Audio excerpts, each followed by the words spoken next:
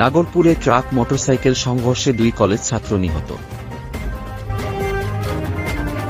টাঙ্গাইলের নাগরপুরে ট্রাক ও মোটরসাইকেলের মুখোমুখি সংঘর্ষে 2 কলেজ ছাত্র নিহত হয়েছে।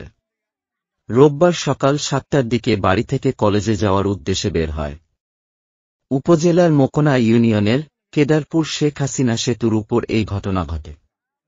নিহতরা হলেন উপজেলার সুনশি গ্রামের শেতাব আলীর ছেলে শাকিল আহমেদ এবং পারবাইজোড়া গ্রামের আদম আলীর ছেলে মাসুম আলী।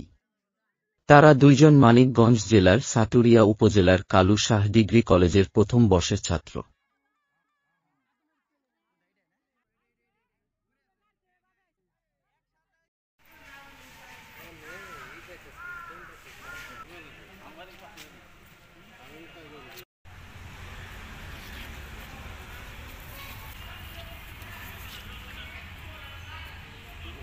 নাগরপুর থানার অফিসার ইনচার্জ এইচ.এম. জসিমউদ্দিন বলেন, একটি মর্মান্তিক সড়ক দুর্ঘটনায় একই দুর্ঘটনায় মোটরসাইকেল চালক 2 জন ঘটনাস্থলে নিহত হয়েছে। আমরা সংবাদ পাই, সংবাদ পাওয়ার আমরা ঘটনাস্থলে যাই এবং সেখানে যাওয়ার পর আমরা দেখি যে 20-22 বছরের 2 জন ছেলে এবং একটা মোটরসাইকেল পুরোপুরি দুমড়ে মুচড়ে গেছে।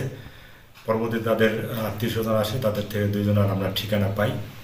2 জনে কলেজে পড়ে, সাটুরিয়া সৈয়দ কালু শাহ কলেজের প্রথম বর্ষের ছাত্র।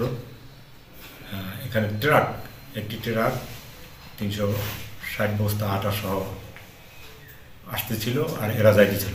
সকালের দিকে আপনারা জানেন আজকে বেশ কুয়াশা পড়ছে, মোটরসাইকেল চালক ঠাওয়ার করতে পারে না, তো বসে ট্রাক সে নিজেই ট্রাকের ডান পাশে ঢুকে পড়ে এবং মর্মান্তিক দুর্ঘটনায় আহত হয়ে ঘটনাস্থলে নিহত হয়। ট্রাকটি আমরা জব্দ করেছি, থানায় নিয়ে আসতেছি। আর মৃতের আত্মীয় স্বজন আসছেন, ওনাদের চাহিদার ভিত্তিতে আইনের ব্যবস্থা গ্রহণ করা হবে।